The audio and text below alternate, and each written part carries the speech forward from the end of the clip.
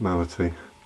So, where were you in 1967, Malati, in the summer of love, and what was going on with you? I was in Moseley for much of my time, mixing with really beautiful people who, for the first time in my life, made me feel I had to come home.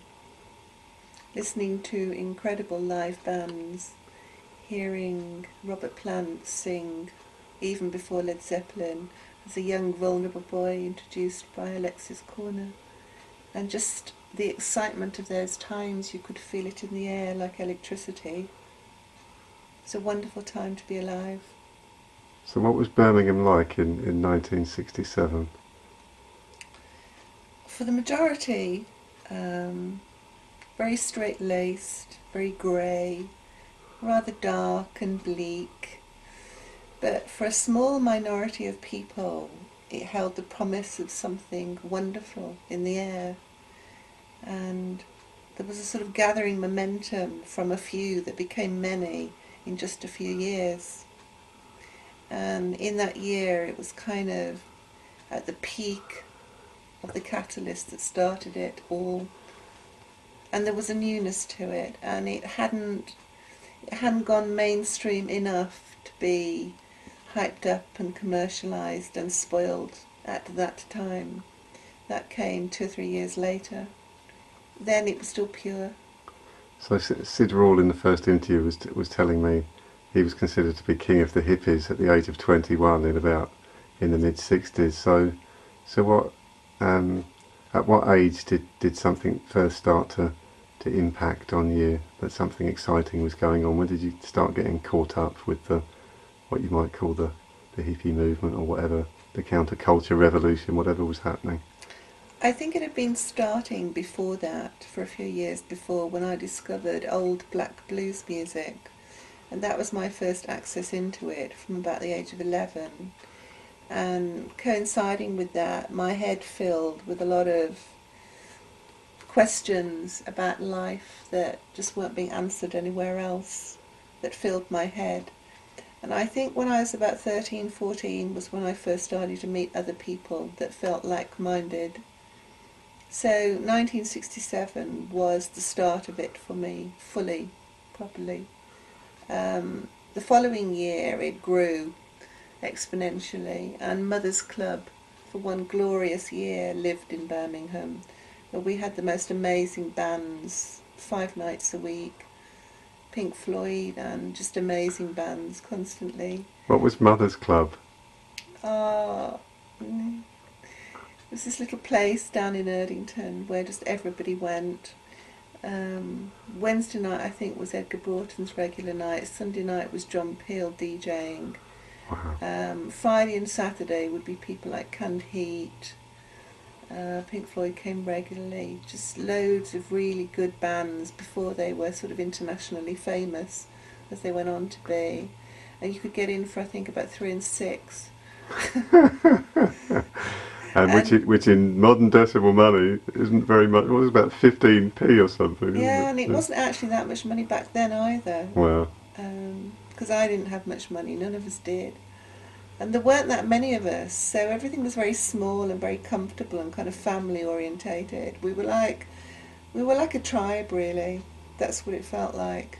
And was there a common theme in the music? Were they basically all singing around the same set of themes, or was it just they just happened to be the bands that were playing? Was there like a kind of a unified consciousness in the music? How did that strike you? That hadn't quite happened. It was still quite diverse. John Mayall was quite big. He came a lot, and he went through a lot of different styles, although it was always around blues. And you've got Mark Bolan in the early days, Roy Harper, a lot of sort of folk, kind of folky bluesy kind of spin to it. The underlying kind of spirituality was there in the people, but it wasn't necessarily manifesting in all of the music. But there was still that kind of feel of like a breaking free.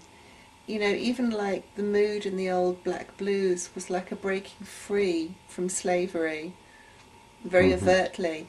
But all the music that came to be from the underground that came after that was in a similar sort of way, this, like your soul singing when it hadn't been allowed to for a long time. That was the feeling that we all shared. It was a very joyous, bubbling, like a spring bubbling over feeling. And the dress reflected that, the dance reflected that. Everything was very colourful and joyous. Just joyous, like spring. It was like spring. So what were you wearing around that time, say 1967? What year was it that you first started adjusting your lifestyle, if you like? I was very good at walking that fine line of still being at a grammar school Monday to Friday, but being this the rest of the time. Right. So I had this amazing Marsha Hunt hairdo, which was permed hair that was about this long. And I used to go to the rag market, which in those days had 1920s and 30s ball gowns. So most of the time I wore those barefoot, with either a man's great coat with shoulder pads out here and beautiful herringbone tweed, or this old Victorian christening shawl over it. That's mostly what I wore. And a lot of Indian beads, which was quite unusual back then, because I think there was only one Indian shop in the whole of the West Midlands. So did that turn heads as you walked through Birmingham, or was there lots of you like it? Or No, there weren't lots of us, and yes, it did turn heads. And I was ambivalent about that. Part of me quite liked the distinction of being different, because I'd always felt different and felt that I had a right to be different. But part of me also felt that it would be nice also to be accepted. So I did have ambivalence around that. And Hall Green, where I lived back then, was still 1950s. You know, men still had very short hair and suits, and the way I dressed, just nobody could understand it. There was just no connection. It was just completely separate. so you must have been able to immediately recognise those of your own kind, like kindred spirits. There was like a dress code. I could walk into Moseley any time of any day of the week and find at least 12 like me, and that was beautiful. Right. And I just felt like I came home every time I went there. Right. And outside the Bull's Head, on a Sunday, there would be about 100 of us, and we would walk down to Cannon Hill Park and just sit on the grass for hours, playing music and just being together.